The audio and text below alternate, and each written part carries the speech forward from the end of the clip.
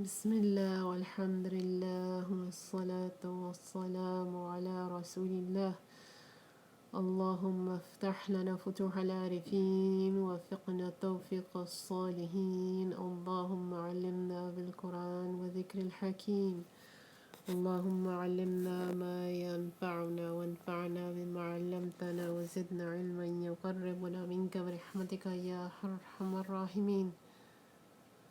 اللهم لا سهل إلا ما جعلته سهلا وأنت تجعل الحزن إذا شئت سهلا سهلا.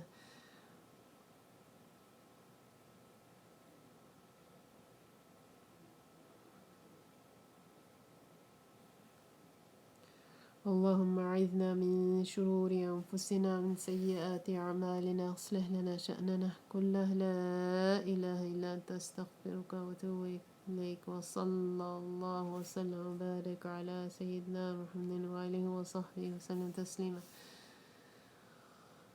Can you hear me? Okay, inshallah.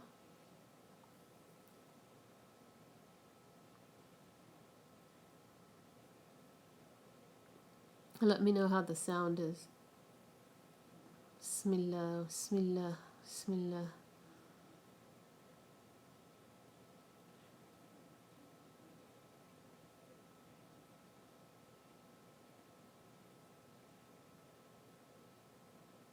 Bismillah, Bismillah, Bismillah. اللهم صل على سيدنا محمد وآله وصحبه وسلم تسليما. اللهم صل على سيدنا محمد وآله وصحبه وسلم تسليما. اللهم صل على. Let me know if the sound is okay. Okay, so we are we're gonna start with bullet 29. Let me know if you can hear me. Okay, alhamdulillah. So we're starting with bullet 29. لا راد لقضائه ولا معقب لحكمه ولا غالب لأمره. آمنا بذلك كله وأيقنا أن كلا من عنده. So I read 28 and 29 and 30. No, none can thwart his decree, overrule his judgment, or override his command. We believe in all of that, meaning all of this, all of that that was previously mentioned in this text, and are certain that all of it is from him, a capital H, right? Okay, so there's a lot of stuff here that could be said. I'm not going to cover all of it, but I think just as a modern Muslim, it's really important to cover certain things. So a few things. One, I think some of it's just understood in that Allah Ta'ala's decree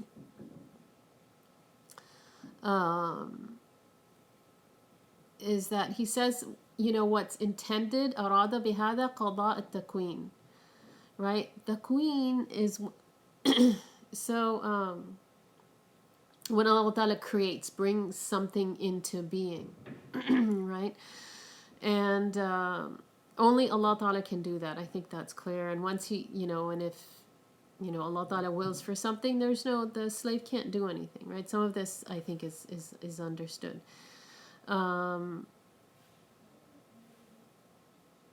The other meaning of qada also is so there's this in Arabic they'll say amr takwini and amr tashri'i. So amr, literally meaning command, could be takwini, meaning when Allah Ta'ala creates, like kun fayakun. Like kun fayakun indicates takwini, when Allah Ta'ala brings, when he creates something.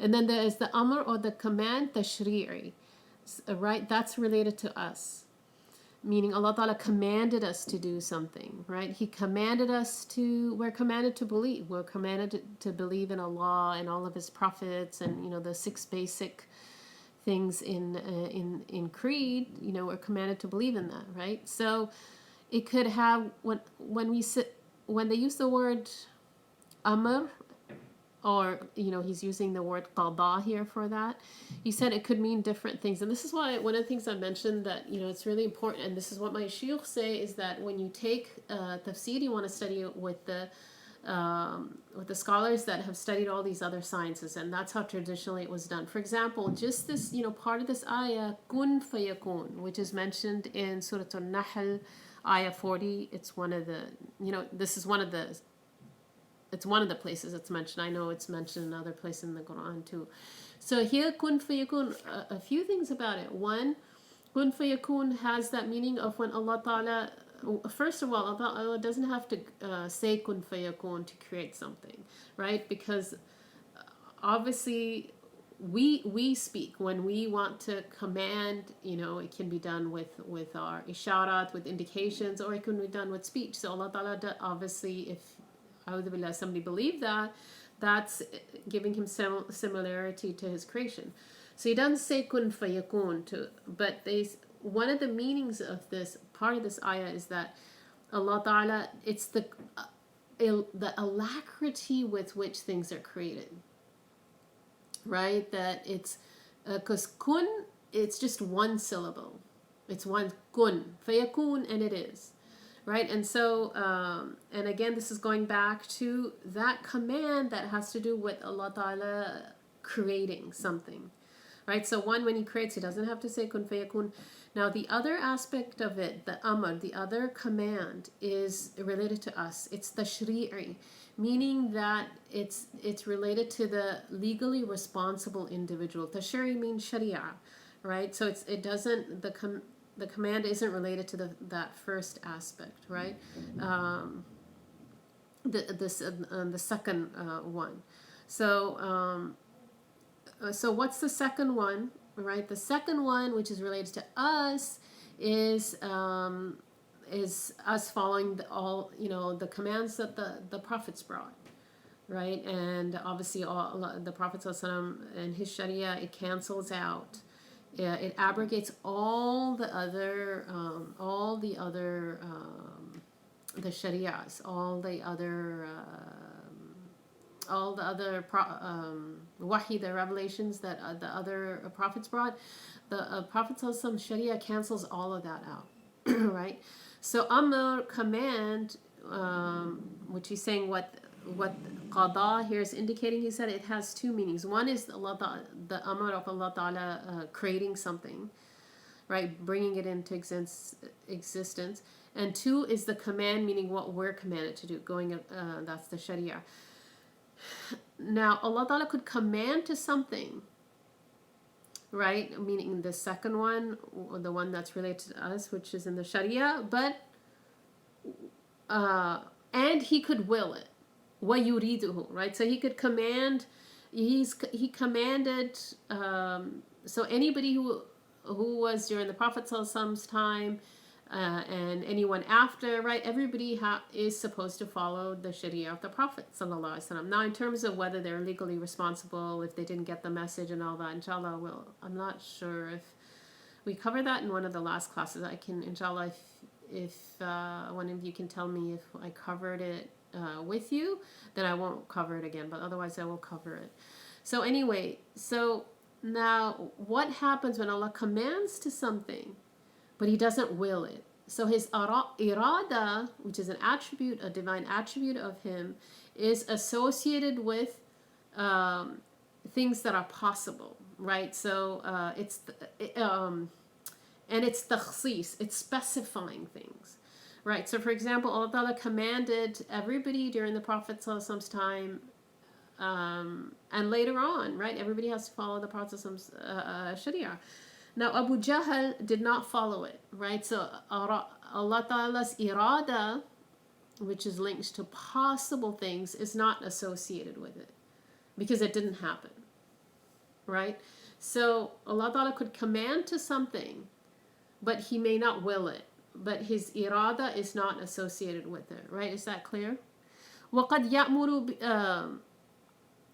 بِهِ وَأَرَادَهُ. He could command to something and he willed it into existence, right? Meaning Sayyidina Abu Bakr, right? He was commanded to follow the Prophet's Sharia, and he was the first male adult free Muslim, right? So Allah Ta'ala's irada, that attribute of his, subhanahu wa ta'ala, was associated with the Islam of Sayyidina Abu Bakr, right?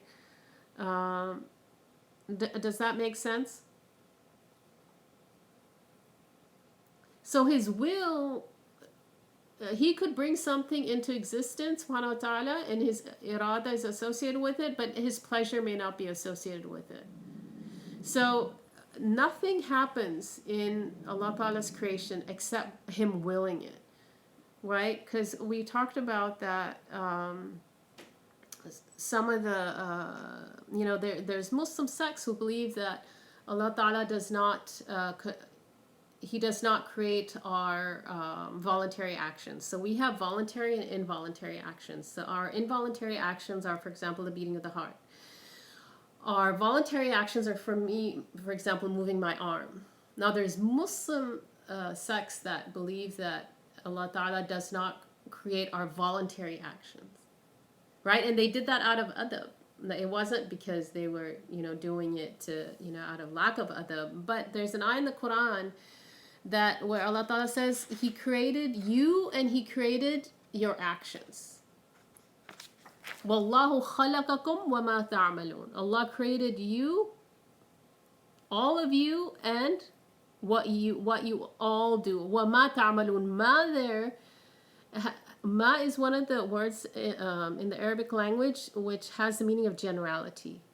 Wa ma ta'malun. So it would be translated as and whatever you all do, right? So whatever you all do means any action that we do is a creation of Allah. So now some of the deviant, the non-Sunni sects, they said no because that they had a problem with it's bad adab, they said, to say that Allah Ta'ala created kufr or people doing disobedience, right? But the Sunni belief is this ayah is a general ayah, so it stays that way unless there's another ayah to specify it, right? I mean, the Quran's, mashallah, it's subhanallah, it's that's why the seer should only be studied with very high level scholars. Is that clear? So now somebody would say, where does my level of responsibility lie? So there's different ways the scholars explain that. I'll try to explain it in a very simple way. What we're responsible for is essentially we make the intention in our heart to do something, right? And then Allah Ta'ala may will that into existence. His irada may be associated with that intention that we made to do that thing, and then so the action gets created. Right? And then some of them will go into some detail, and they'll say Allah Ta'ala creates the qudra, so we make the intention, and at that moment, Allah Ta'ala may create the ability in the person to do it. But some people, some of the scholars won't use that word, the ability to do it. So in any case, so what we're responsible for is that we are choosing our actions, whether you call it qasb or whether you call it ikhtiyar. The Sunni scholars differed on how you use that, on what word to use in terms of us choosing our actions. Qasb is in the Quran, right? The last two ayahs of Surah Al-Baqarah that we're supposed to read every night. آمن الرسول بما أنزل إليه من ربه كل آمن بالله وملائكته ورسله لا نفرق بين أحد من رسله وقالوا سمعنا وأطعنا غفرانك ربنا وإليك المصير لا يكلف الله نفسا إلا وسعها لها ما كسبت, that's the word, وعليها ما اكتسبت. لها ما كسبت, that's positive, that's good actions. وعليها, upon the nafs, that's the wrong actions. ما اكتسبت. Ooh, there's a spider there. Alhamdulillah, I'm not generally afraid of spiders.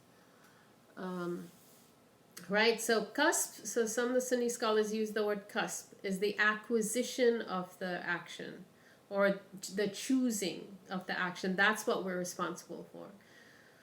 Right, and then Allah Ta'ala may create the action or He may not. Right, but our voluntary actions and our involuntary actions, Allah Ta'ala creates that. Right, so he did not, and it's tawfiq. We mentioned in the beginning of class, tawfiq is doing something that has the pleasure of Allah. So and they say it's a very rare thing. So in any given moment, there is something that we're supposed to do. And within those things that we're supposed to do, there's a hierarchy. So if there's something fard that we're supposed to do, right? What is, and the scholar said that taqaddum al-awliyat al-wajib, like to prioritize what we have to do, or for example, what we have to study, is we have to prioritize. So if somebody's studying something that's not fard al-ain, but they haven't studied their fard al-ain, that's not tawfiq. Right? The opposite of tawfiq is khidlan or khudlan. And it comes from it's called al-tamsul basira, is that the inner sight, meaning the sight of the heart, it's a blindness. It's an inner blindness, right? And it comes from, different reasons, from a lot of wrong actions, and then the person not making tawbah, because the Prophet said that the heart, just like metal rusts, the heart rusts also, right? And it's mentioned, something similar is mentioned in the Quran as well. So in any given moment, we all have something we're supposed to do. So for example, somebody asked me to do, right, this class, and if I say, well, I'm gonna maybe read Quran right now. Now it's recommended to read Quran, right? But this, for anybody who's not taken Aqeedah, it would be fard ain, right? Unless they can get it somewhere else, or right. But so it'd be higher for me to do this. And so, inshallah, there's tawfiq in this. Does that make sense? And so, for us is to make the intention, and then Allah Ta'ala, if we have tawfiq, Allah Ta'ala will create the action. And there's a hadith that there's two attributes, and there's nothing better than them. And that is having a good opinion of Allah and having a good opinion of His servants. And then the opposite of that is the second part of the hadith, is there's two attributes that is nothing worse than them: having a bad opinion of Allah and having a bad opinion of His servants, right? So we always have a good opinion of Allah. And if something doesn't come to fruition, we say, well, we need to make tawbah, we should do a lot of salawat, we should make dua that Allah give us tawfiq, we should, and we should, the adab, when something happens that's difficult for us, we attribute it to ourselves. And there's proofs in the Quran. And for example, Sayyidina Ibrahim says, فَإِذَا مَرِضْتُ فَهُوَ يَشْفِينَ. When I get sick, He heals me. So he didn't attribute the sickness, even though it's from Allah, but out of adab, he didn't attribute it to Allah Ta'ala. But then he attributes the healing to Allah, because we don't believe the medicine heals, right? There's no healing in the medicine, but Allah Ta'ala creates the healing when we take it, right? The knife doesn't cut when it cuts. It's just, this is experiential knowledge, right? Because it cuts all the time. That's what we see, so we think the knife cuts. But if the knife is what did the cutting, then it would have cut Sayyidina Ibrahim alayhi salam, Sayyidina Ismail alayhi salam, right? But it didn't. So it's not the knife that cuts, but Allah Ta'ala creates the cutting. Does that make sense, inshallah? So we have to keep making dua, Ya Allah, give us tawfiq to do the right thing. And then there's a long hadith. The end of it is, فَمَنْ وَجَدَ خَيْرًا فَلْيَحْمَدِ اللَّهِ وَمَنْ وَجَدَ غَيْرَ ذَلِكَ فَلَا يَلُومَنَّ إِلَّا نَفْسَهُ. The one who finds good, let him thank only Allah. And the one who finds other than that, let him blame indeed only himself. Right, so it's out of adab. Shaitan is the one who blames Allah Ta'ala when he didn't do the sajda. Right, and so astaghfirullah. A lot of times Muslims, whether it's internally or or vocally, we're blaming Allah Ta'ala. And one of the things we're supposed to do is we're actually supposed to submit to, well, first of all, blame ourselves if something went wrong. And two, we're supposed to submit to His decree. internally to have an internal submission, because knowledge is not enough, because shaitan knows that Allah is his Lord, but he hasn't submitted to it, so he's not considered a Muslim, right? So we believe in the decree of Allah, khayrihi wa sharrihi, hulwihi wa murrihi. In the decree of Allah, the good and the evil, the hulwihi, right? Hulwiyat are, right, what's sweet. Wa murrihi, mur is bitter. Right? So it's in the Quran that the believers, when something happens, they say, Inna lillahi wa inna ilayhi raji'un. Right? And the second part of that, wa inna ilayhi raji'un. Right? And the second part of that is mentioned in the hadith, Allahumma ajurni fi musibati wa akhlif li khayran minha. Right? So istirja is inna lillahi wa inna ilayhi raji'un. It's supposed to be done for anything that's difficult, even if somebody's feeling sadness in the heart. It's a type of difficulty.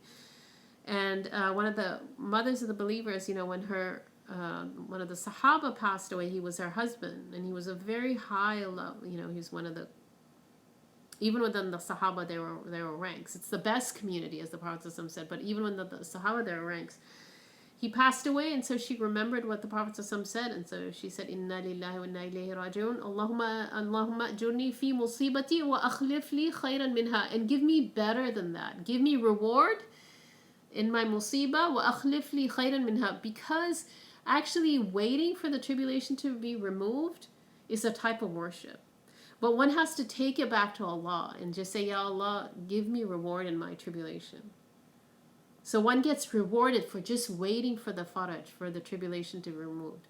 So she said that, she remembered that, Inna lillahi wa inna ilayhi raji'un, Allahumma ajirni, give me ajr, give me reward in my tribulation, wa akhlif li khayran minha.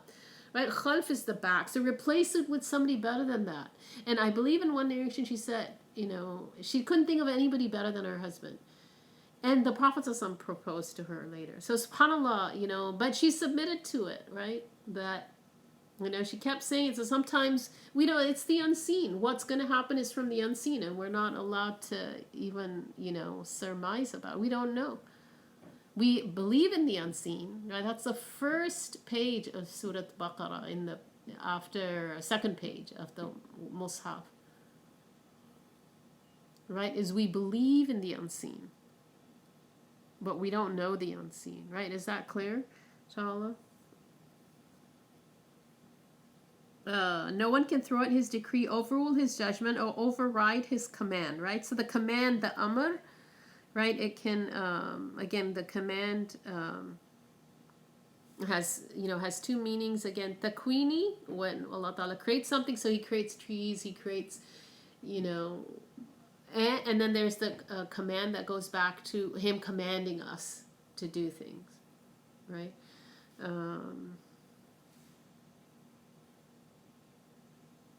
We believe in all of that and are certain that all of it is from Him.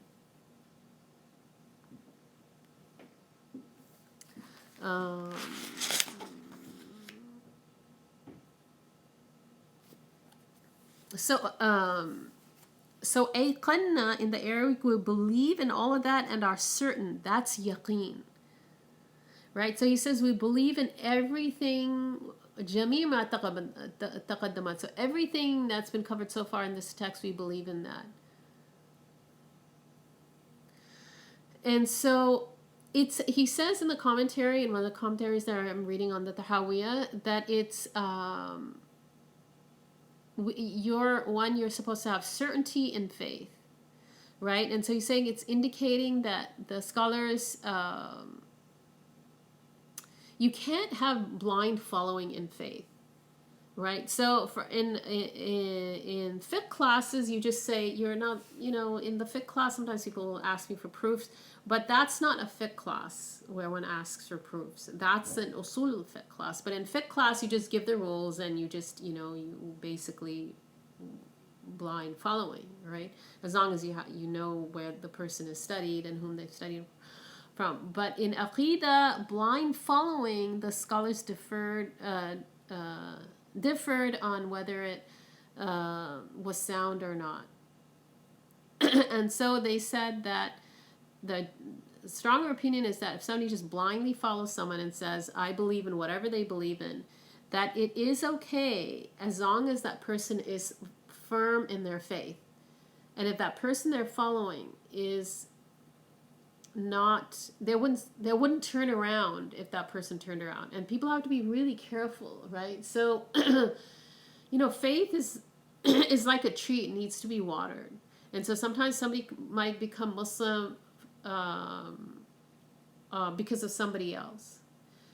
But if they have jazm, meaning they are 100% convinced, they have yaqeen, right, and are certain, or as mentioned in bullet point 30, they're certain of their faith, right? And anything that comes to affect that certainty, they need to, then that it means they need to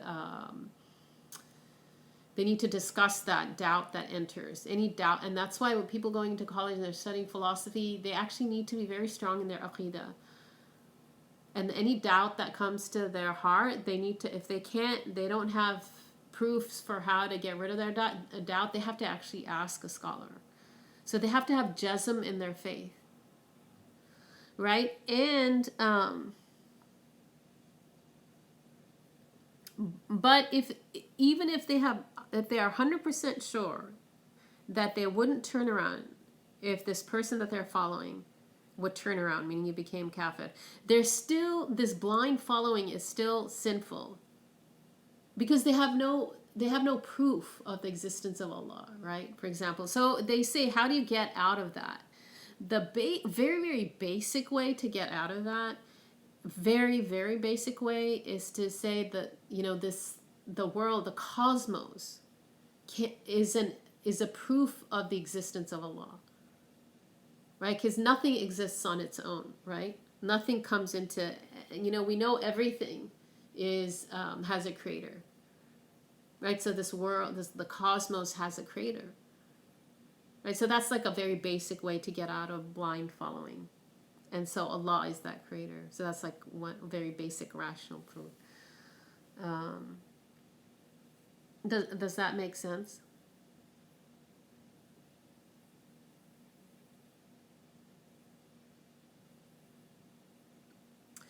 And I think until I had, was studying Aqeedah and had started teaching it and was teaching the Islamic science, I didn't realize how many people actually have doubt, are having doubts about, and they, inshallah, it's not doubts about actual, that they're Muslim or not.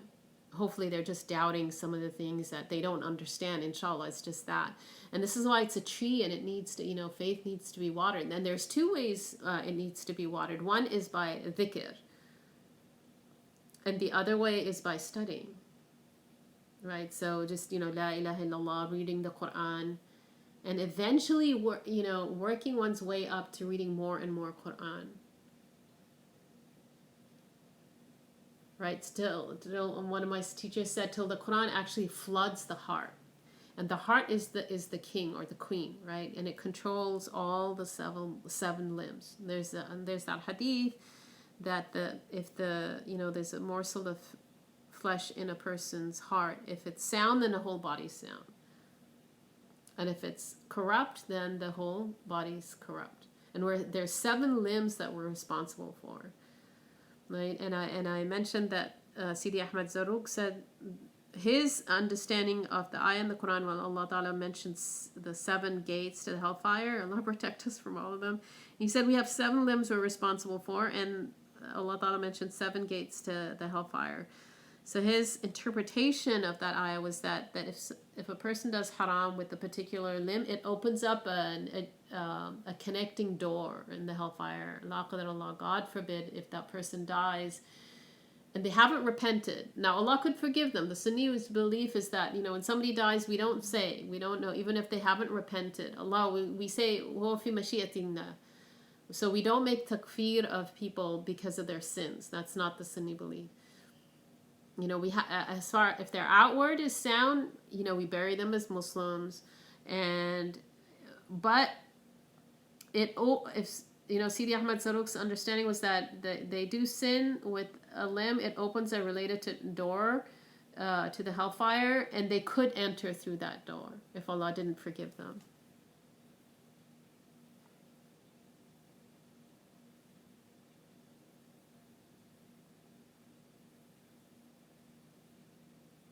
So rational proof about the existence of Allah. Yes. So somebody, for example, one of the scholars, the Imam Abu Hanifa was known for giving rational proofs. So I think he would refute the atheists. So one day, they had that river. What's that river called in Iraq?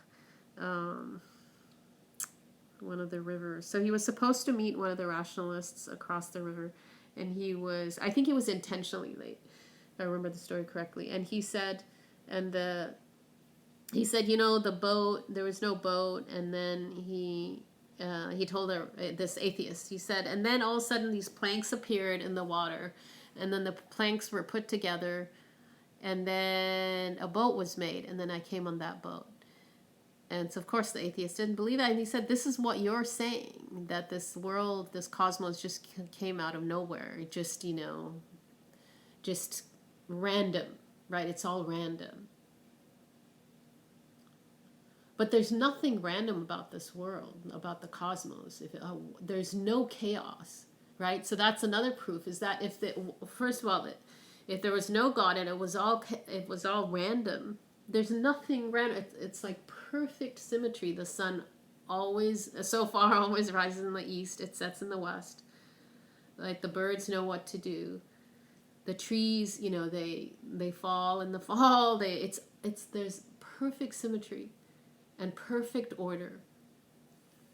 And so there has to be, even with something simple that we buy from the store, there's so many things that now humans are making, right? Even the simplest thing, if you just told somebody it just was put together and there's nobody who made it, and people wouldn't believe that. And so how can somebody believe that the stars and the sky always being above us and the earth below and this perfect order, that there's no creator to it? And for those who believe in multiple creators, well, it's one of the simple ways to explain it is if you're hitting a nail on the head, right? Literally, not metaphorically. There's actually, you can only hit with one hammer, right? La ta'thira, there's la ta'thira illa billah. Meaning there's no effect. The effect is only one hammering, right? And so they say if there were two gods, one God would say, this is hypothetically speaking, right? Because you can do that in Aqeedah classes. So you would say, one God would say, well, today I want the sun to rise from the west, right? And if that God's decree came into fruition, so he's the God. The other one is not a God. But how can both their decrees come into fruition? There's no chaos in the world. If you're hitting a hammer, hitting the nail with a hammer, how can you hit two hammers on that same thing? It's irrationally not possible. And then out in the world, there's no chaos. Does that make sense? So there's some of the different ways where they explain this.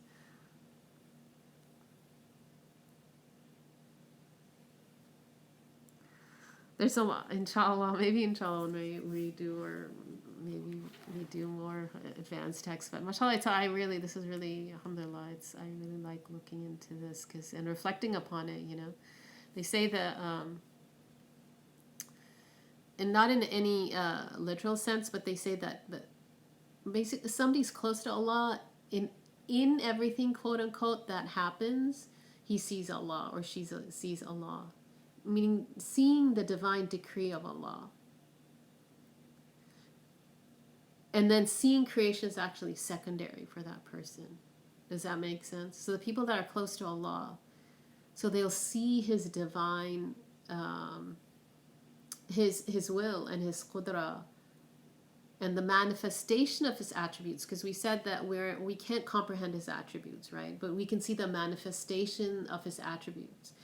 And the people that are close to Allah, they see that first before they see anything else. Does that make sense? SubhanAllah.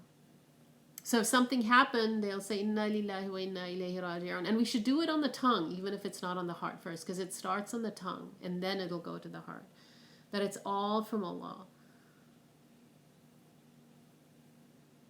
right? And then when something difficult doesn't happen, we still see sometimes, like I'm here in Canada, mashallah, there's a lot of flowers and it's really beautiful. Sometimes we'll get caught up in the beauty of the flowers and we'll forget the creator. The people that are close to Allah, they never forget the creator of the flowers. And then that beauty is just secondary to him, subhanahu wa ta'ala. Now the majdhub, which is not it's not a good state to be in. The majdhub is a person who's actually, they've lost their mind, so they actually cannot see creation. So they're mad, but they're mad because they couldn't handle their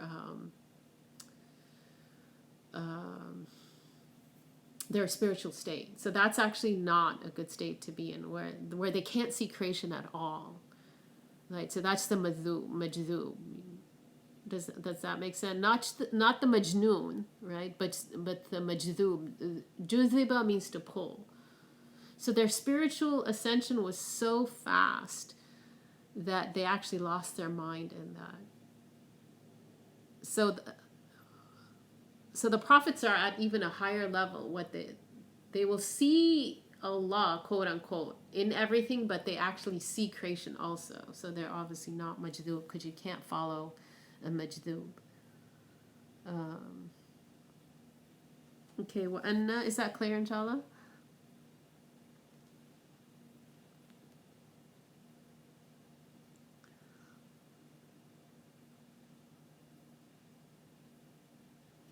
Aisha, maybe later if you want, let me know if you want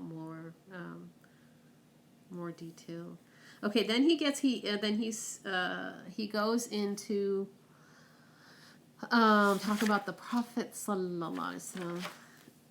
Alhamdulillah. وأن محمدا عبده المصطفى ونبيه المجتبى ورسوله المرتضى. We believe in Muhammad sallallahu alaihi wasallam. His chosen one, his preeminent prophet, and his messenger with whom he is well pleased. خاتم الأنبياء وإمام الأتقياء وسيد المرسلين وحبيب رب العالمين وكل دعوة النبوة بعده فغي وهوى.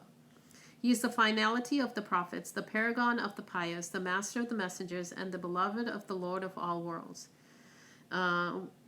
And any claim to prophecy after him is deviation and heresy. This is really important, and inshallah I'm going to come to that. وهو المبعوث إلى عامة الجن وكافة الورى بالحق والهدى وبالنور والضياء. He is an emissary to all of the jinn and the whole of humanity with truth, guidance, light, and radiance. Okay, so there are several things here. Okay. One, as I mentioned before, the Prophet Sallallahu Alaihi Wasallam's his Sharia, his legislation, it cancels out all other legislations. So we're not allowed to believe in any of the, like, somebody can't say I'm going to be a Jew now or a Christian, because all the other religions are abrogated. And so the only living prophet, the only living Sahabi now, he's not on earth, he's in the heavens, is Sayyidina Isa. Because the Prophet ﷺ met the prophets on the night journey. Inshallah, we'll go over that, right? And the Prophet ﷺ talked about that when Sayyidina Isa actually, he comes down onto earth. He's gonna break the cross. He's gonna kill the pig, right? And he is gonna continue to follow the message of the Prophet sallallahu alaihi wasallam. So the prophets are all following the message of the Prophet sallallahu alaihi wasallam now. Right, because they're all alive in their graves. Everybody's alive in their grave, right? Because otherwise there's no concept of, otherwise punishment and pleasure does not make sense. So they're alive in their graves. And of course the prophets, their level of life is higher than anybody's level of life in the other world. It's called the barzakh. So they're all following the Sharia of the Prophet ﷺ. Obviously there's no legal responsibility, because the legal responsibility ends at death, right? But they're continuing to increase in gnosis of Allah. They are continuing to increase in gnosis of Allah. But the legal responsibility is not there once one dies. right? And so we confirmed the, going back to the text, إثبات نبوة رسول الله صلى الله عليه وسلم. So he mentioned in the commentary some ayahs. There's a lot of proof. One, he mentions, أعوذ بالله من الشيطان الرجيم, سورة الأعراف, ayah 158. قل يا أيها الناس إني رسول الله إليكم جميعا. Right? O people, I'm a messenger of Allah. I'm the messenger of Allah to all of you. إليكم جميعا, all of you. And then he said in Surah Al-A'raf, the next ayah, فَآمِنُوا بِاللَّهِ وَرَسُولِهِ النَّبِيِّ الْأُمِّي. Right? So believe in Allah, wa rasulihi, and his prophet, Allah Ta'ala's prophet, an-nabi. Messenger. Rasul is messenger, and nabi is prophet. Al-ummi, the unlettered prophet. This is a miracle of the Prophet Sallallahu Alaihi Wasallam. So for him to be unlettered, that's why we don't say illiterate, because it makes somebody think that the Prophet Sallallahu Alaihi Wasallam has a deficiency. So it's somebody being illiterate, it's a deficiency in them. But in the Prophet, it's one of his miracles, and it's a sign of his perfection. So ummi, unlettered, we would say unlettered, right? And some, there was a Maliki scholar who said later on, he had proofs that Allah Ta'ala actually gave him, that he taught him how to write later on. But one of the rational proofs of why one of the wisdoms of why the Prophet ﷺ was unlettered, right, in the beginning, because people would have said, right, that, he wrote it, right? So that's such a mercy that even if later on Allah Ta'ala gave him that knowledge of writing, but certainly in the beginning he didn't have it, because people would have said he wrote that. So but he brought this Quran, this message that none of the Arabs, despite the great, how great their language was and is, Mu'jiza comes, it's the living miracle, continuing miracle till the end of time, right? The Prophet ﷺ had thousands of miracles. In fact, there's no prophet that has more miracles. Mu'jiza comes from ajz. Ajz means incapability, right? Because they couldn't, and the greatest miracle of the Prophet ﷺ is the Quran. Because all the other miracles came and they're gone, right? This is the miracle that continues, and it's his greatest miracle, sallallahu alaihi wasallam. And they couldn't bring anything like it. Allah Ta'ala challenges them in the Quran, so bring something like it. But it's a mu'jiza there, because they had ajz, they were incapable of bringing anything like it. And Allah Ta'ala says that you will not be able to bring anything like it. And that's a mu'jiza, as they weren't able to bring anything like it. So the Prophet ﷺ is an unlettered prophet. Right? وَأَنَّ مُحَمَّدًا مَعْطُوفَ عَلَىٰ إِنَّ اللَّهَ وَاحِدٌ. Let's see. Okay, so he's the seal. Khatim, you can read it Khatim or Khatam. Right? So he's the seal, and he's also the final. Khatam was, they also call it the ring, because in the olden days they would use the ring. It was like they would have a seal on it, so they would use it to seal their letters. In fact, when the Prophet ﷺ learned that this is how the kings were sealing their prophets, he actually had a ring made, and they would use it to seal the letters that he had written and that was sent to prophets. To kings, right? So Khatamun Nabiyyin. Or you can say Khatim. So he's the seal, and he's also the final prophet, right? So there's no prophet after him. And did I go over this? That the difference between a prophet and a messenger. Did I go over this in an earlier class, Aisha?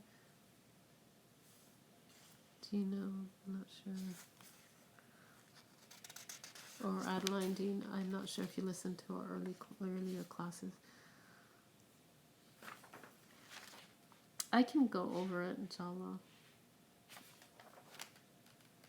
So, a few things. There's actually a lot of terminology here. A prophet is someone who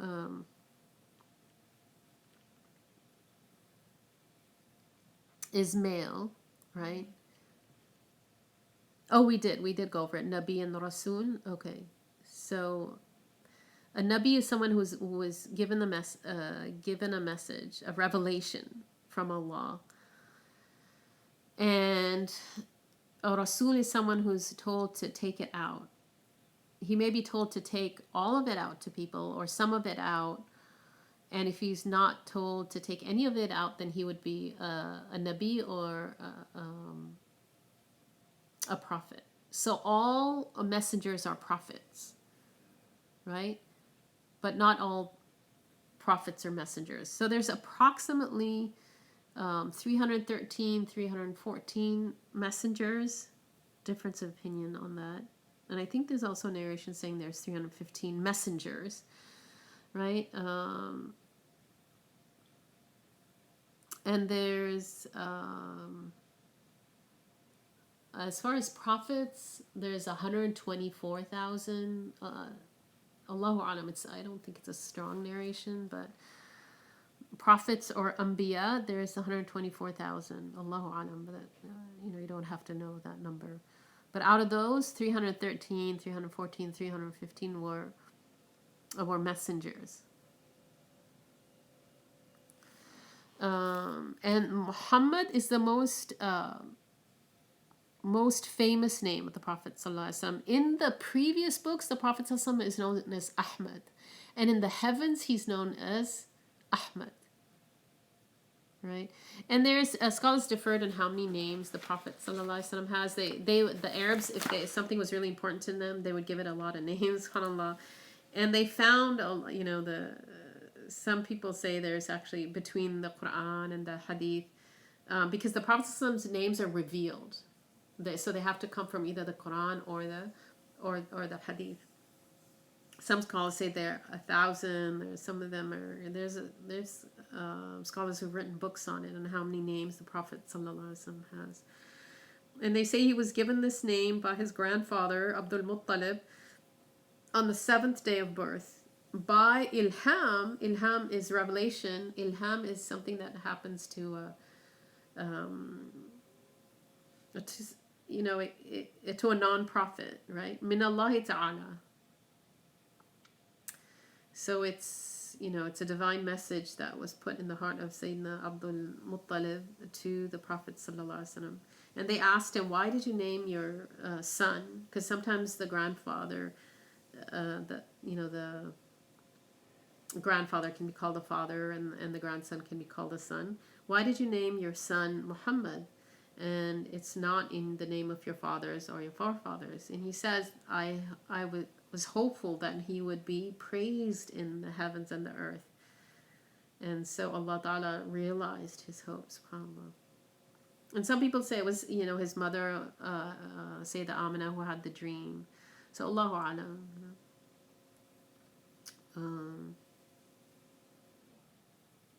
There were a few other people that actually had the same name, because they were hoping that he would be that their child would be the final prophet.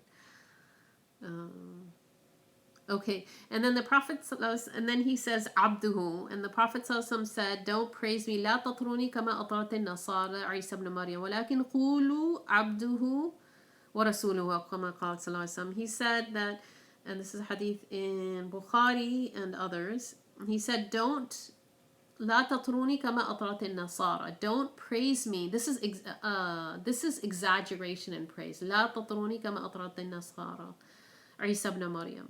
Don't exaggerate in your praise of me like the Christians exaggerate in their praise of Sayyidina Isa ibn Maryam.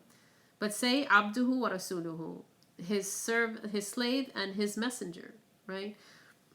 And subhanAllah, the Prophet out of his modesty and his, just his perfect ubudiyah and all the other reasons, he says, say Abduhu, his slave and his messenger.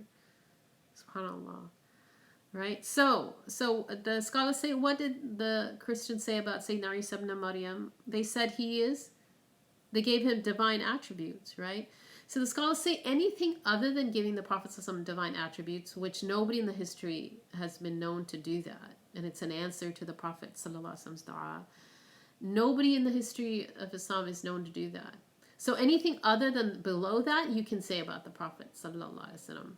In fact, they say you can't actually praise the Prophet sallallahu alaihi wasallam enough, because Allah Ta'ala in the Quran says, what does he say about the Prophet sallallahu alaihi wasallam? One of the many things he says in Surah An-Nun, وَهُوَ عَلَى خُلُقٍ عَظِيمٍ. So Shaykh Muhammad al-Yaqubi was saying that ala is harful isti'ala, like jalastu ala al-kursi, I sat on the chair.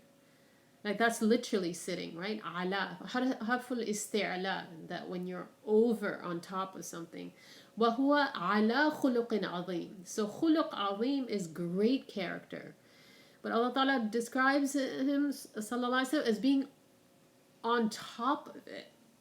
Right? We say in America, I'm on top of this thing. Right? So he's perfected great character on top of it, meaning he's even beyond that.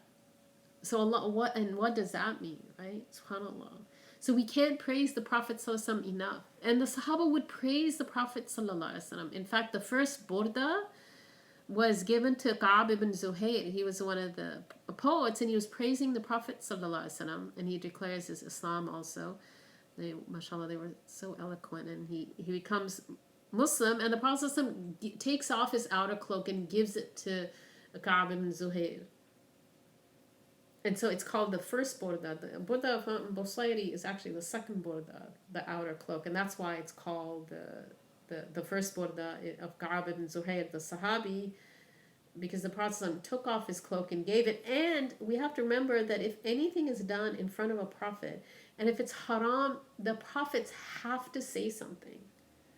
So praising the Prophet ﷺ in all the different ways that the Sahaba did was haram. The Prophet ﷺ would have been wajib for him to say, you can't praise me in this way. There's so much poetry written about him in so many different ways, because the Sahaba would just say it. They would just recite poetry, when they would. I mean, the Arabs were known for that.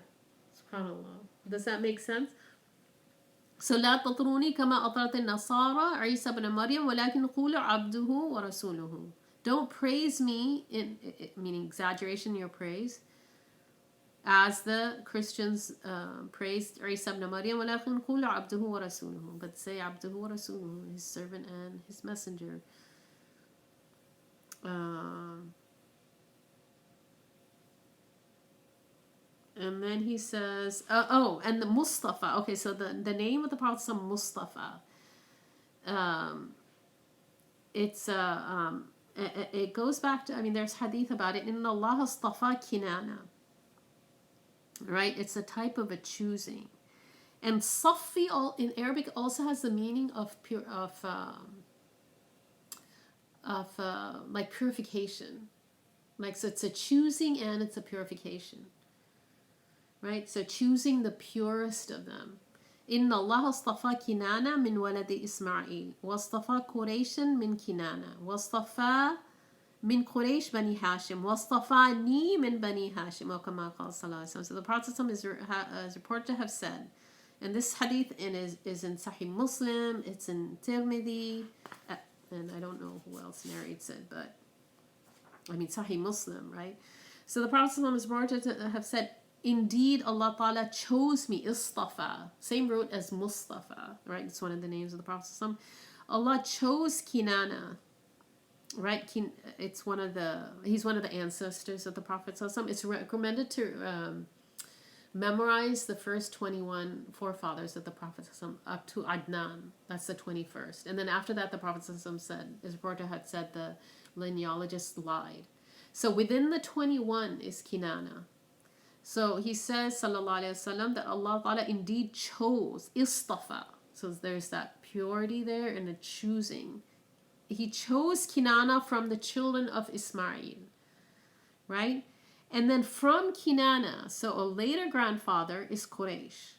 Wastafa Qurayshan min Kinana. So there's more choosing and more purification. Wastafa min Quraysh, and then more purification So another grandfather coming closer to the Prophet ﷺ is Bani Hashim. وَاصْطَفَانِي مِنْ بَنِي Hashim. And he chose me from Bani Hashim. Right? And there's other narrations that I'm from the most chosen of the most chosen of the most chosen of Kama qala sallallahu alaihi wasallam. He doesn't mention that here that I can see.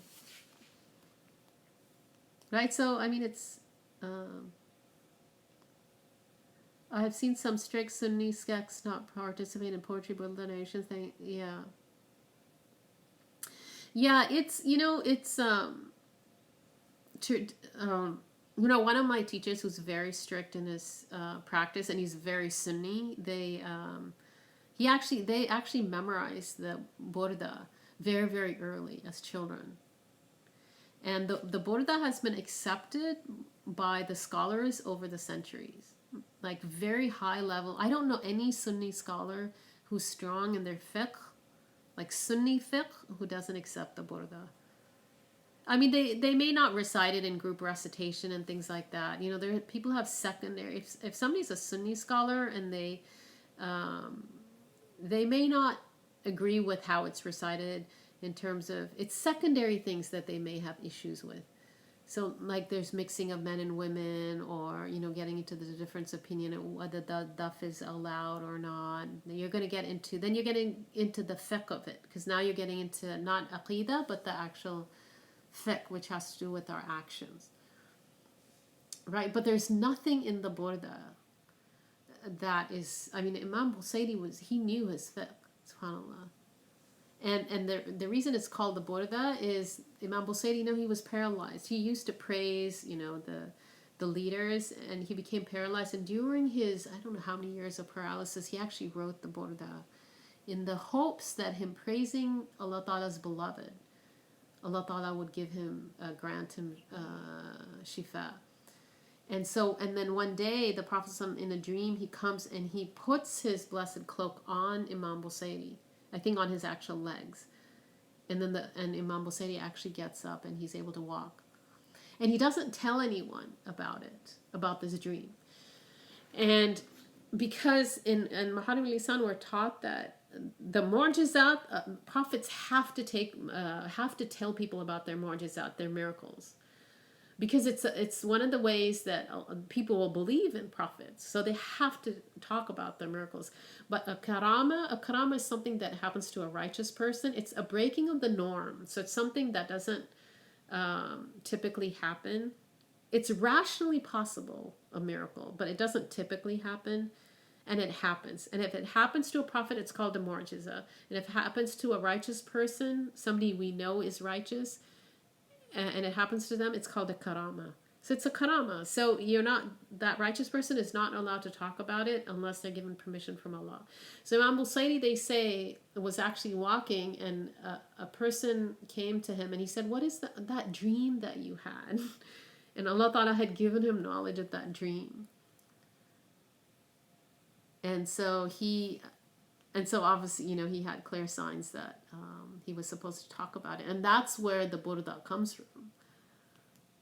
So, and it's been accepted. There's nothing in there. In one of the lines, Ma liman aludhu bihi, who can I seek refuge in? Imam Busayri is talking about the Day of Judgment and the Shafa'ah, the great Shafa'ah, which it's kufr not to believe in that. The great Shafa'ah, the intercession, inshallah, we'll come to that. And that's what Imam Busayri is talking about. Because the grand Shafa'ah is the starting of the Day of Judgment. And that will only happen when the Prophet ﷺ, he goes to all the people go from prophet to prophet to prophet, and it's apparently 1,000 years between each prophet. And finally they'll go to the Prophet ﷺ, because all the prophets will say nafsi nafsi, and the Prophet ﷺ will say ana laha, this is mine. Meaning the shafa'ah, this great grand shafa'ah of starting the Day of Judgment, will only be for the Prophet ﷺ. And the Prophet ﷺ will go and he makes sajda to Allah Ta'ala, and he will be told to raise his head and give and seek intercession, and you will be given intercession. The Prophet ﷺ will start, and because of the Prophet ﷺ doing that, the Day of Judgment will start. Because there will be people, Allah protect us, they'll be drowning their sweat. So they won't even care that, because the sun will be so close, Allah protect us, to people. Allah give us shade on the day there's no shade. 7 groups of people will be given shade on the day there's no shade. Allah make us from those 7 people groups. That people won't care. That we'll go to the hellfire, but just let's start the day of judgment. So Imam Busayri is actually talking about this, the grant, al-Shafa'a al-Uzma, al-Kubra.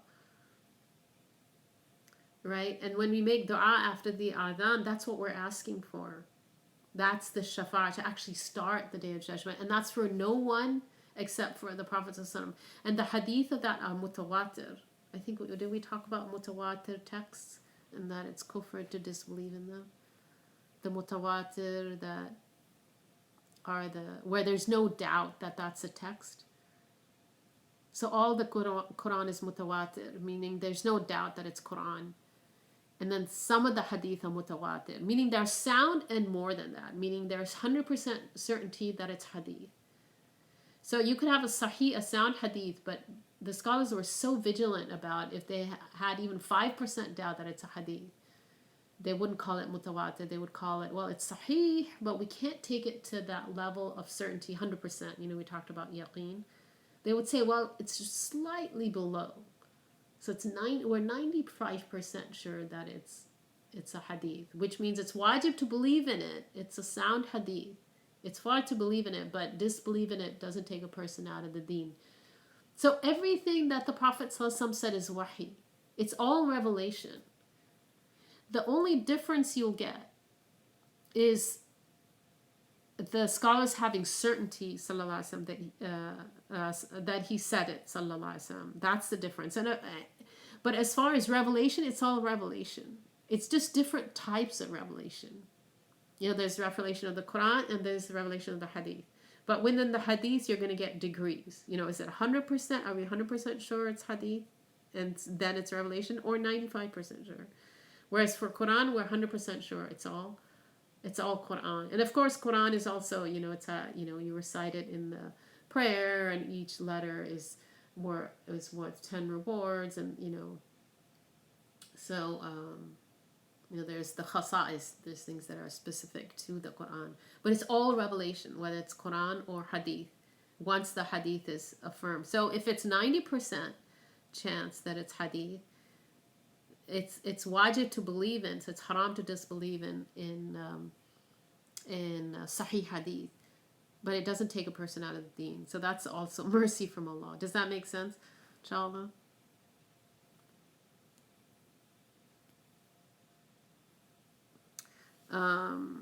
So the Prophet said, he said, I'm the khatam, I'm the seal of the prophets. It's also mentioned in Surah Al-Ahzab, ayah 40. وَلَكِنْ رَسُولَ اللَّهِ وَخَاتَمَ النَّبِيِّينَ. Right, so he's the seal of prophets. In one of these ayahs that has the word khatam in it, seal of prophets, actually was revealed very early. I don't know if it's this one or another one. I don't know if it's the one in Surah Al-Ahzab. Because the Orientalists, they said, oh, this ayah came down later. Sheikh Salman was saying it actually is an early ayah. It's a Meccan ayah. And then Mujtaba, another name of the Prophet sallallahu alaihi wasallam, he says here it's the same, basically the same meaning essentially. And again, all prophets, they'll be male. They're all from the children of Bani Adam, and they were commanded. They were given the message, and then khila, and then if they were told to take it out, then they become messengers, right? And then the Prophet ﷺ said, Ana Sayyidu Waladi Adam, Sayyidul Mursaleen. He said, Sallallahu Alaihi Wasallam, I am the Sayyid of the Waladi Adam. I'm the master of the children of Adam on the day of judgment. Wala fakhr, and I'm not bragging. So in all of these hadith, when the Prophet ﷺ is saying this, I'm the master of the children of Adam, he's saying, I'm not bragging, right? So somebody else would say it, and they might be bragging. But the prophets don't brag. It's haram for the prophets to do any inward sin that's in the heart and outward sin, right? It's haram for them to, because they have isma, right? We talked about the prophets are divinely protected, so it's not possible for them to sin. whether it's not possible to commit major sin nor minor sin. And that's the dominant opinion in the Sunni school. Right, so he's not bragging, right? And he says, "Biyadi, in my hand is the liwa, the banner of praise. Wala fakhr, and I'm not bragging. Wama min nabiyin yawma idhin Adam faman siwahu illa tahta liwa'i." And no one, no prophet, not Adam alayhi salam or anybody other than him, except they'll be under my banner. Right, and he led all the prophets, sallallahu alaihi wasallam, during the Isra at the Bayt al-Maqdis. He led them all in prayer, and that's, so there's many proofs that, and his Sharia, and the Prophet ﷺ came to to everyone, as opposed to the other prophets. They came to specific nations. Sayyidina Isa only came to the Jews. If somebody's not originally Jewish, as far as I know, that it's not even sound for them to follow. Wasn't sound for them to follow Sayyidina Isa. I mean, it's now all abrogated. But the Prophet ﷺ came to everyone. So the ummah is everybody's his ummah. There's ummah to da'wah and ummah to istijaba. So even the non-Muslims come under his ummah, under his community. There's the ummah that has answered his call, ummah the istijaba, like they answered his call. And there's the ummah of da'wah, right? They have been called, whether they've actually gotten the message properly yet or not. But there's no other prophet, right? And then depending on whether they get the message properly or not and they die, then they could be the people from Ahl al-Fatra, the people that came in between prophets. They might have that ruling even though they've come now, but because they died and they didn't get the message properly, right? Now, how much accountability do they have with all this internet and depending on where they are, right? I mean, in our area, in the Bay Area, I would imagine that, non-Muslims in our area probably have more responsibility than somebody living out in the Midwest on a farm. Allahu alam. But anyway, somebody who dies and they are not accountable, even now, they would be called Ahl al-Fatra if they didn't get the message properly. And they're Najun, they're saved. Right? That's the stronger opinion that they're saved. Is that clear, inshallah? So the Prophet is the Sayyidul Mursaleen. He's the master. The master should be, right, the one who leads, the Imam should be the best. And that's why one has to be careful whom one chooses to be to lead the prayer, because he carries the prayer. And if his prayer is invalid, everybody's prayer is invalid, generally speaking. There's exceptions. And, he says in here, there's hadith about La tufaddiluni wa la tukhayyiruni ala al-anbiya. Don't prefer me over, or don't prefer me over Sayyidina Yunus alayhi salam. So, there's different interpretations to that. One of them is that, Sayyidina, there's no preference in terms of Sayyidina Yunus alayhi salam was in the belly of the whale and the Prophet being up in the heavens, because Allah Ta'ala doesn't occupy space. So in that way, there's no preference, because somebody might think, one of the scholars mentioned here in the commentary, that somebody might think Sayyidina Yunus being in the belly of the whale,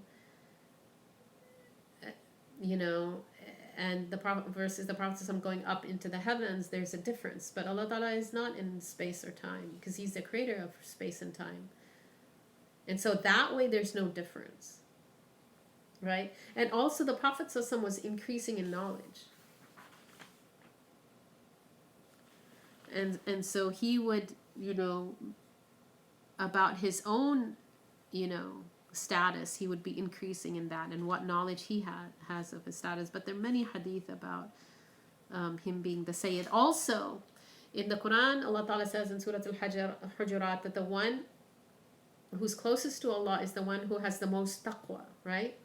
And in the sound hadith, the Prophet ﷺ said, in response to something the Sahaba did, in response to that, he said that I am the most knowledgeable and the one who has the most taqwa, who is the most God-fearing from amongst you. And again, it's not him bragging, because the Prophet ﷺ can't brag.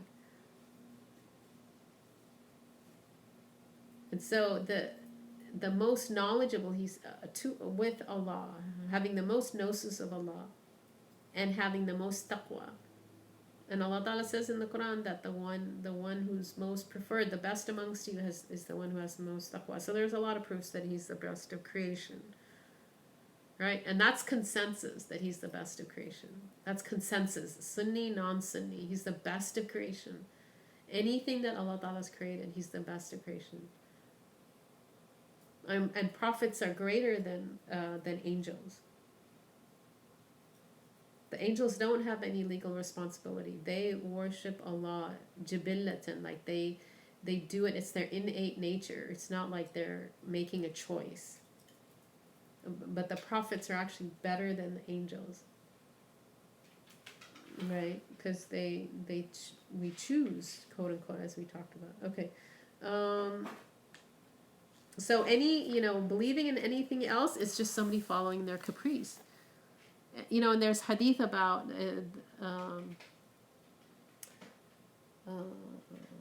لو كان موسى حيا ما وسعه إلا اتباعي. If Sayyidina Musa was alive, the only thing that he would be permissible for him to do is to follow me. And Sayyidina Musa is one of the 5 greatest prophets, right? We mentioned that. It's in the Mimin, Muhammad, Ibrahim, Musa, Isa, and Nuh. He's in and the Prophet said that about him, subhanAllah. Should we stop? Is anybody getting tired? Or can we do a little bit more?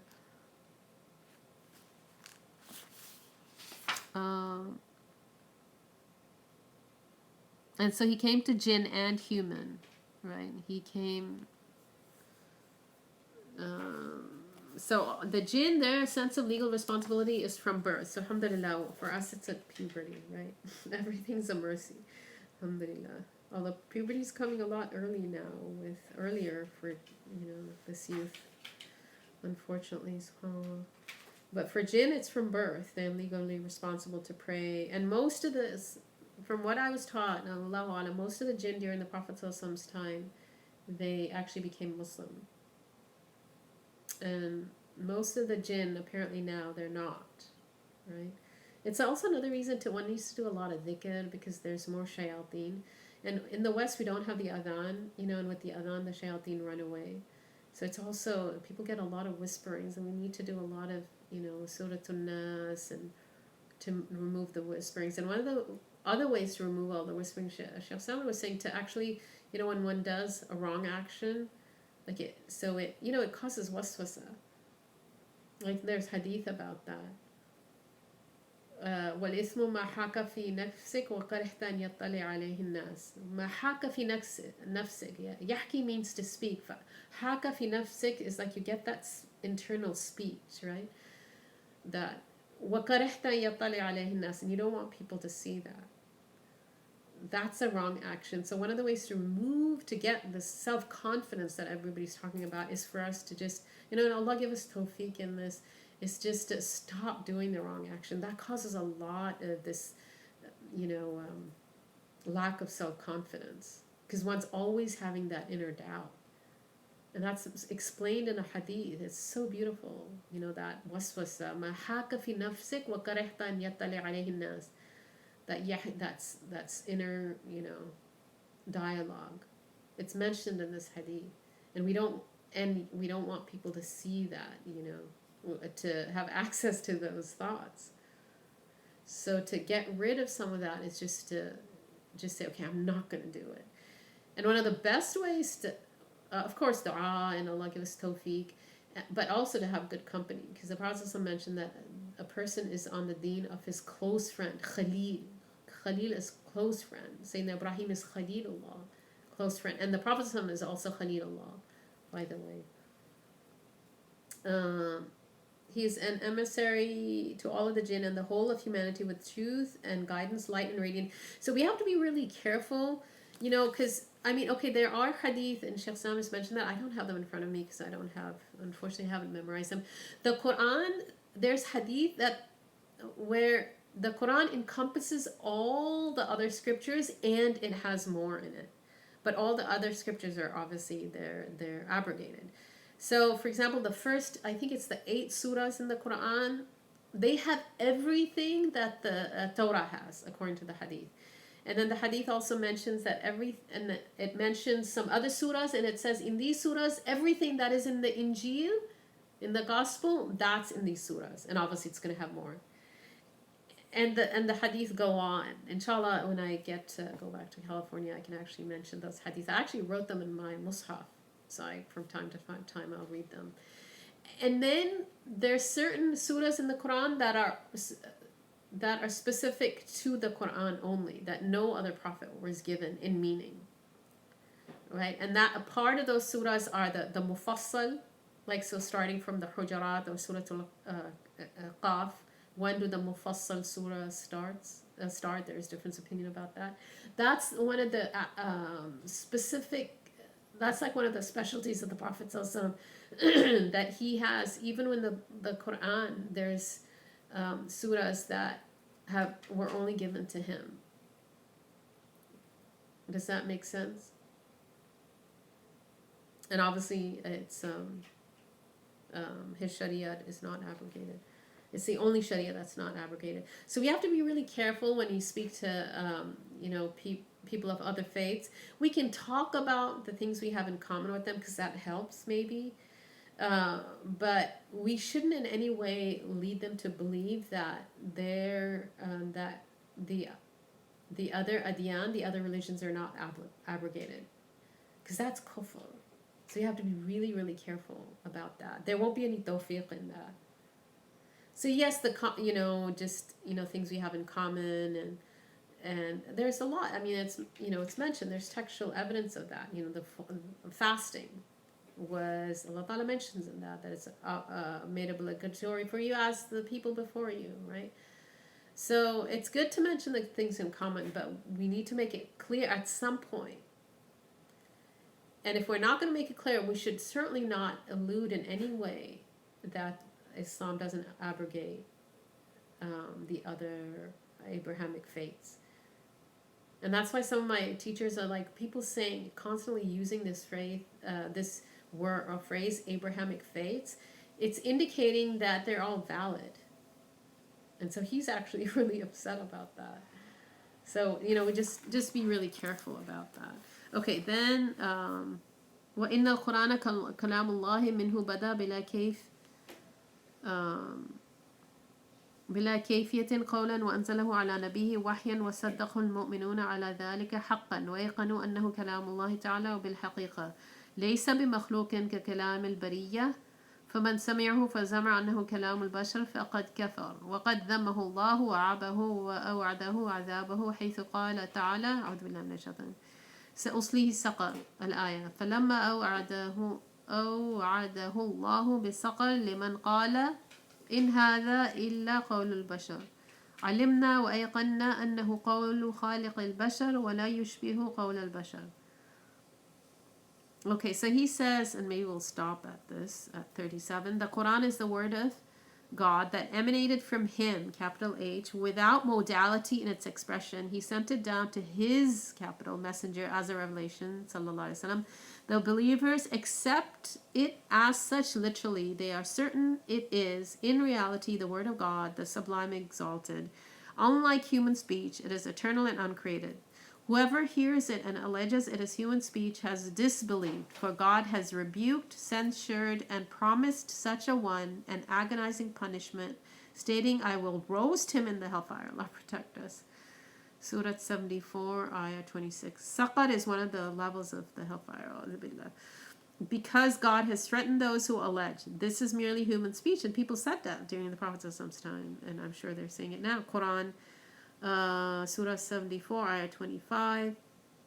With an inferno of torment, we acknowledged and ascertained that it was the word of the creator of humanity and does not resemble human speech. So obviously, Imam Tahawi is from the 3rd generation, right? So he's tabi'un. So there's the Sahaba, the Prophet said, the best generation is mine, and then the one that came after it, and then the one that came after it. So the first 3 generations are the best. right? First being the best, and then the second, and then the third. And that's the Thabit Ta'wiyah. So Imam Tahawi is in this third one, the followers and the followers of the followers. And all the Sahaba, Sheikh Salman mentioned that individually all the Sahaba, each Sahabi is better than anyone who came after him, even in the second generation. And the Sahabi is anyone who met the Prophet ﷺ and died on Islam.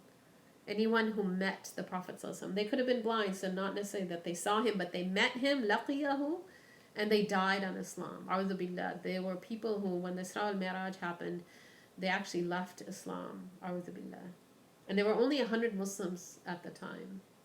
Allahu alam how many left. A'udhu billah. Because it was just, for them, it would take them a month to go and a month to come back. So, everything we should be pleased with, that, it wasn't decreed for us. It wasn't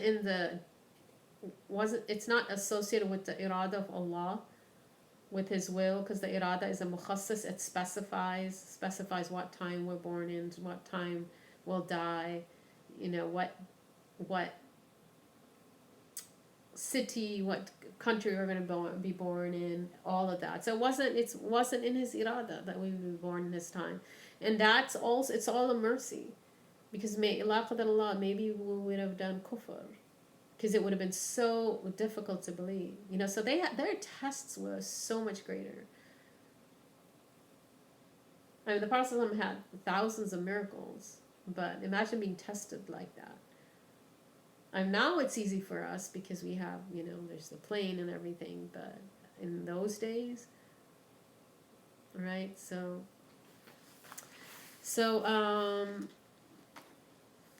and it was very difficult for the Arabs. Sheikh Salman was saying, they believed in Allah, but they associated partners with Him. Like they actually did shirk, where they thought there were other gods, right? So using an intermediary is not shirk, right? Using an intercessor, one's not worshiping the intercessor, right? So if I say to you, make dua for me, right? And however, or people, there's use an intercessor, or they do istighatha, right?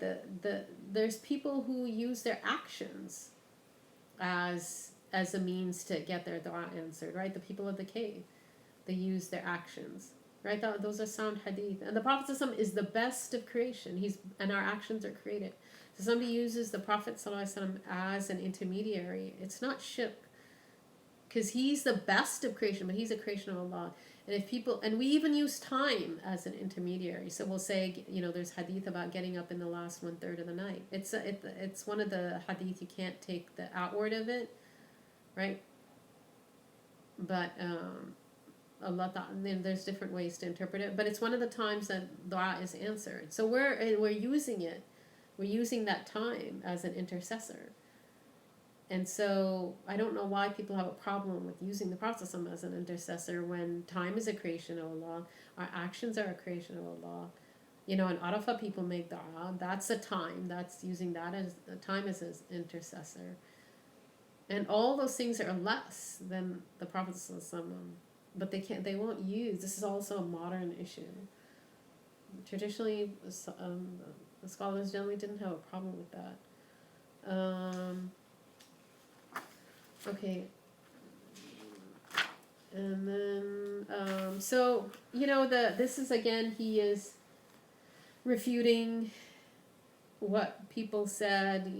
We talked about it, I think, in the beginning of class, that some of the deviant sects, they didn't, again, out of trying to get out of kufr, they said, the Quran is created, and they forced some of the people who to say the Quran is created. It happened during Imam Shafi'i was alive, Imam Ahmad ibn Hanbal was alive, and that's when we talked about it in the beginning class. That's where the Ahl Sunnah al Jama'ah, that's like one of the reasons you get that phrase is because there are people, the scholars actually stood up for and they clarified what is the Sunni belief. But the Mu'tazila would, because they're saying, well, these these letters can't be, how can you call this divine speech? So the Sunnis were like, no, we're not saying these letters and words, and what's actually written is the divine attribute of Allah, because the attributes of Allah are divine, they're uncreated. But when we say Quran, right, we're talking about the uncreated attribute, the speech of Allah. And so that's why, like, it's better to actually say, that what's written, that printed version. It's actually better to say mushaf. The Sahaba would call it a mushaf, because then you're not getting all into all this. Because when we say Quran, actually, we're actually talking about the uncreated divine speech of Allah. So, I mean, they will say that, these words are actually indicating the divine uncreated speech of Allah, and that's how you kind of get out of that, right? But if one says mushaf, then it's actually safer. Does that make sense? So they forced the Mu'tazila, they forced some of these, they were khulafa, they were leaders of the believers. They forced people and they tortured people if they didn't say that the Quran is created.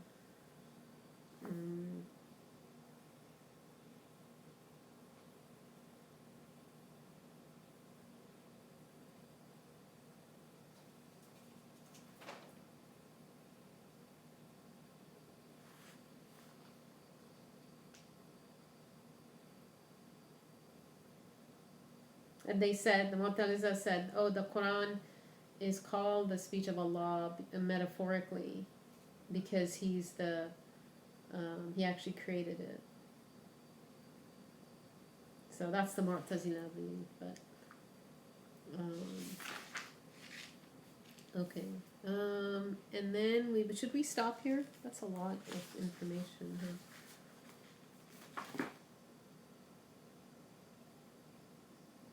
So again, it's kufr to say that it's that the Quran is created. It's any questions? So inshallah, maybe we can do another session next Saturday. Maybe you can let me know if next Saturday works. It's actually, we're starting the blessed 10 days of Dhul Hijjah, so it's good to do a class during that time. They're very blessed, and the best thing to do during those times, the greatest form of worship is is studying this. The best dhikr is Quran, and this is, we're expounding upon it, because they got this from Quran and Hadith and ijma', the consensus of the scholars, it's all from Quran and Hadith. So maybe we can do, because we haven't caught up yet, because we did up to probably bullet point, probably 48, 49. Actually, we did the intercession of the Prophet sallallahu alaihi wasallam. We went up to 50. So today, alhamdulillah, we went up to 35. We started on 29. No, we did 37, right? 38. Yeah, we went up to 38. So we can start on 39, inshallah. 39. The next, I mean, it's all really interesting, but the beatific vision, it's really beautiful. It's really, may Allah give it to us. I really enjoy talking about, I love talking about the Prophet sallallahu alaihi wasallam also. I wish we had more time. We could go over, just his perfection and some of it, because we can't really know him, but it's all, maybe we can talk about the Prophet sallallahu alaihi wasallam a little bit more, and how his out was perfect and his inward was perfect. So inshallah we can do 39 to 50. That's where we stopped at 50, inshallah. Okay, next, okay, and Adeline, are you okay with next week? 8 o'clock? Are there any questions?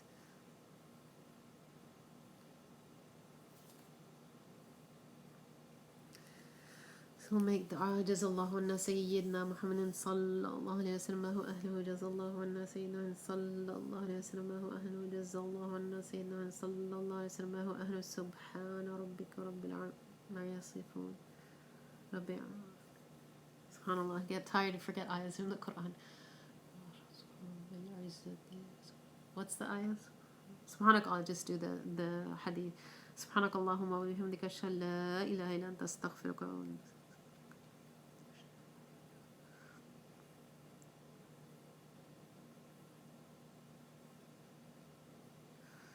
سبحان الله بحمده أقول قولي هذا واستغفر الله العظيم إن شاء الله. جزا الله عنا سيدنا صلى الله عليه وسلم وأهله. جزا الله عنا سيدنا صلى الله عليه وسلم. جزا الله عنا سيدنا. Okay, inshallah, so see you all next Saturday, inshallah, at 8 o'clock, inshallah. Jazakallah khair. Jazakallah khair for attending.